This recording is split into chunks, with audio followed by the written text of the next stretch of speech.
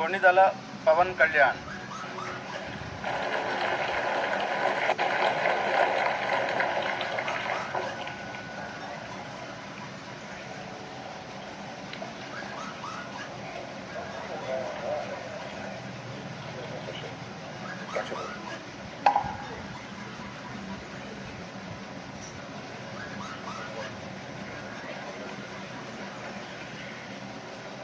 కొణిదల పవన్ కళ్యాణ్ అనే నేను శాసనసభ సభ్యుడిగా ఎన్నికైనందున శాసనం ద్వారా నిర్మితమైన భారత రాజ్యాంగం పట్ల నిజమైన విశ్వాసం, విధేయత చూపుతారని, భారతదేశ సార్వభౌమాధికారాన్ని సమగ్రతను కాపాడుతానని